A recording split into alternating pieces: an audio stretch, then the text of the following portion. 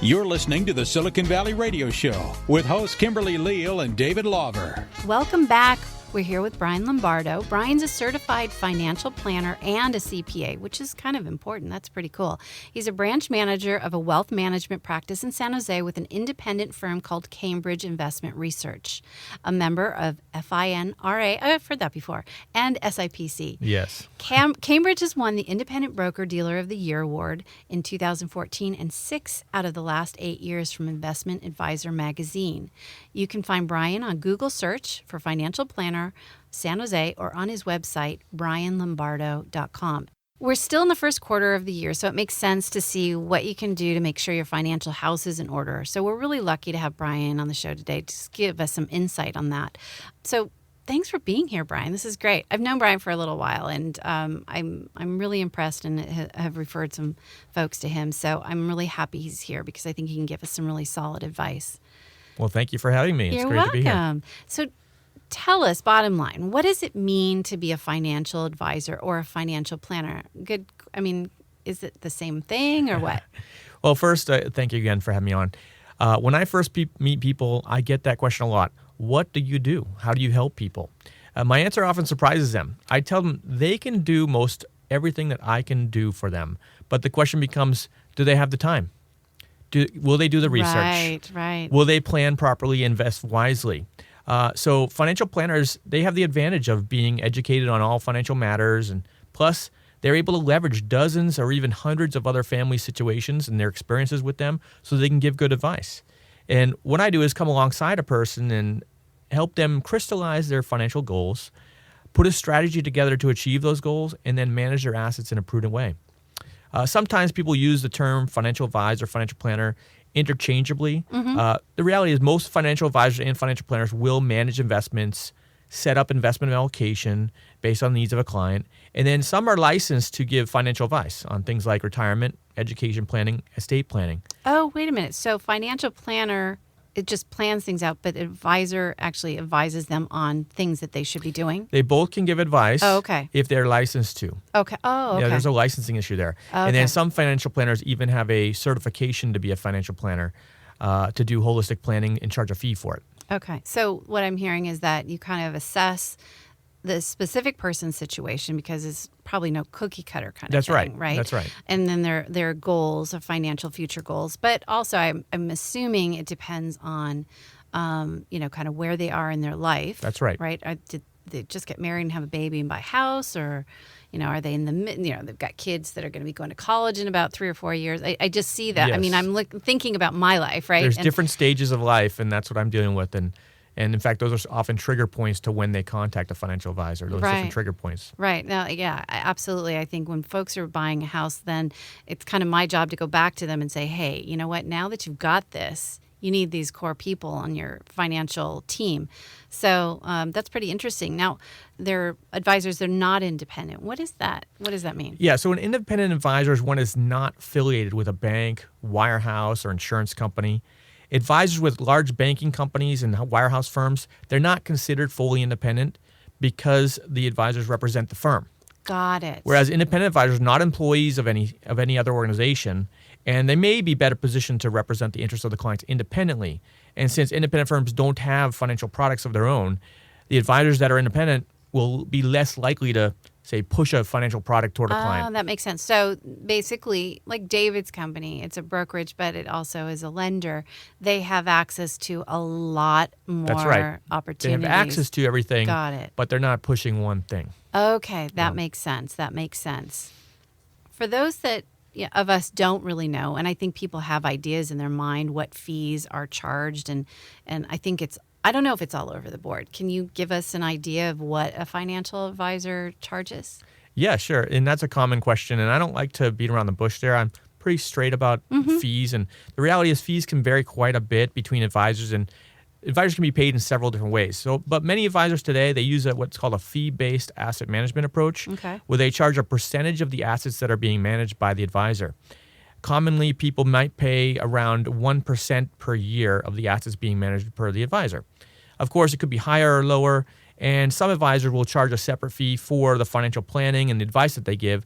And that fee can range from $1,000 from an advisor that might be just starting out or something basic that the client needs to several thousands of dollars for advisors that have a lot of experience, or it's really also dependent on the client's needs. Now, so is there some sort of software program that you plug them into so that you can help advise them and show them what they've got? Yes, absolutely. So most advisors will subscribe to one or a couple different software programs. Okay. I personally use something called eMoney Wealth Advisor, which is one of the most popular ones in the market for financial advisors. That's what I've heard too.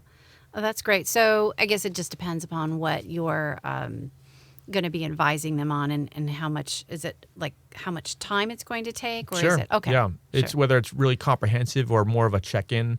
Right. I call it sometimes a financial checkup. Sure. Oh, that makes sense. So walk me through this process. So when you intake somebody, so somebody calls you and says, I was referred to you by Kimberly, and she thinks that maybe a good thing for me to sit down and talk to you about my finances. What is the first thing that you do when people call you? Well, first of all, often we'll set an introductory meeting. Okay. It's usually complimentary, half hour to an hour, and they'll want to know a lot about what do I do, how can I help them, what are the fees, a little bit about my firm, my background. And so I've got a nice little intro meeting that we do, and sometimes they'll ask a few questions about their personal situation and that. And the main goal is to figure out, is it a good fit? Yeah, I would think that's what happens with me when I first have a meeting. It's a team. It's a team effort, and it's an ongoing thing, and it's a big deal. Like for me, this is the biggest purchase someone's going to make usually in their life. For you, you're managing their long-term financial health. Yeah, so it has to be a great fit. Right. There has to be some trust that's gathered at some point. Absolutely. So now you manage stock, right? Is that, or are you a stockbroker, or what's the difference between a financial advisor and a stockbroker? Well, financial advisors are often licensed to sell and trade stocks, but stockbrokers are often not licensed to give financial advice. Over the last 20 years, there are less people nowadays calling themselves stockbrokers. Okay. And a lot more financial advisors that give advice and do investment planning in addition to buying and selling stocks. Okay, so that makes sense, but that's kind of scary because stockbrokers can trade and do stuff, but they can't advise people. If they're not licensed to, they're not supposed to. Okay, yeah. All right. So what kind of advice do I get from my financial planner versus a CPA or attorney? Now, here you are, a CPA, which is kind of a double thing, yeah, right? There's not many people like me. Okay. So tell us about that. Well, I happen to be both a CPA and a financial planner, which, again, is not very common, but most financial planners are not also CPAs or attorneys. So when they get asked a tax question or a legal question, they say, I'm going to have to refer you back to a CPA or an attorney. While CPAs are licensed to do tax planning and prepare tax returns, but they're not also licensed to give investment advice or advice about your retirement planning. They have to refer that back to a financial advisor. And then attorneys, they'll give advice on things like wills, trusts, business contracts, but they don't give advice on investments or retirement planning unless they're licensed to do so. Right. We had Linda McKay in a couple of weeks ago. Very good. She's awesome, and she does great stuff on trust, but she says that's just not my area of expertise. So she needs her team of financial planners and CPAs. So this is great. Estate planning attorneys work very closely with financial advisors. Right, absolutely. Yeah, it's definitely a team, folks. For families just starting out, what are some things that they should consider for their financial planning? Well, typically a family just starting out needs to consider making sure they're paying down their debt from any credit cards or student loans.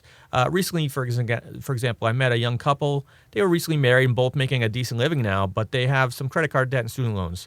So I recommend that they focus first on paying those down over the next couple of years while building some buffer savings at the same time.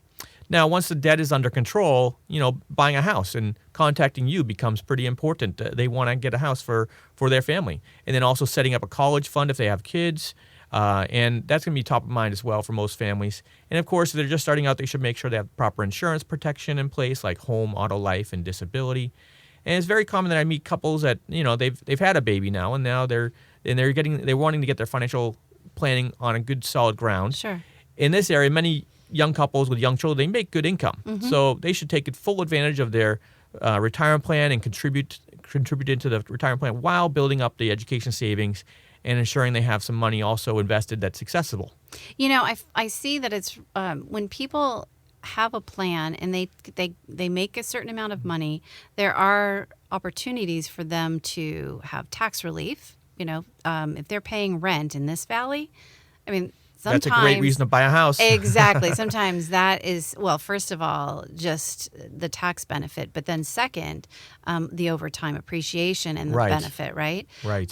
Is just stellar. And then just having a place of your own. But on top of that, I think it's really helpful to have a financial planner that can see kind of a tax, coming from a tax perspective, the benefit of doing all of these things. That's critical. And you can look at, right. And I know Mm-hmm. that some clients, like I have investors and then I have home buyers, just, people that are buying a home to live in, and they tap into their IRAs and their 401ks. And I think it would be really good to have a financial advisor or planner that has that tax advantage.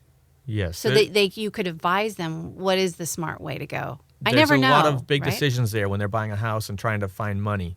So I'm sure you deal with that quite a bit. I do. So now what about families that are in the middle of their life? What should they do? That's kind of me. I'm in there going towards the other end. So you look very young.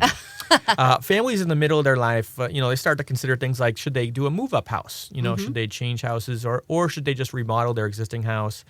They're often a little more focused on the college funding, getting that in order if they have kids that are getting toward that college age. That's right. And then, of course, retirement savings is also in their mind quite a bit to say, okay, am I on track? Am I going to have enough?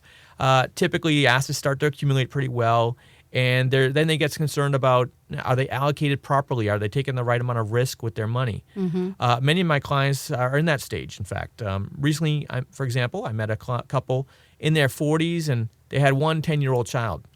They had done well, accumulate assets, and they had an education account and regular investments, but they were trying to figure out how much money should they spend on a new house to move up? Mm-hmm. And should they keep their old house as a rental or sell that? Right. So those are the big questions in their head. And in this area, many folks in the Bay Area, they're very smart, but they may not be paying attention to their investments, and they want guidance on these areas, and that's where an advisor can come in and help them make some of those important decisions. I have just spoken to 3 people that have homes, small, their first homes. First home still, yeah. They're condos or townhomes or the little 2-1 bungalow, and now they have a baby, and they're like, what do we do? And in my mind, I always think, I think it would be awesome if you could keep that first investment. Right. That's always my first question. Talk to your CPI or financial advisor and ask them about it. So for people approaching retirement, what kind of advice could you give them? I'll give you an example. Recently, I met a gentleman who was about 60 years old. He had just lost his wife. He's wanting to really figure out if he sold his house and downsized, could he retire within 1 year and still live a good lifestyle? He didn't need a large house in Santa Clara anymore because where he raised his kids. And after putting together a financial plan that showed that he could achieve his goals, he sold his house, bought a new house and paid cash, and he reallocated his investment assets to make sure they last him until he's at least 95 years old. That's the power of financial planning, to be honest with you. Wow, that's amazing. Thank you so much for being with us this week, Brian. It's been a great joy to have you here. You can reach Brian at 408-728-4350 or visit his website, brianlombardo.com. Don't miss us Saturday, March 28th from 9:30 to 10. See you then.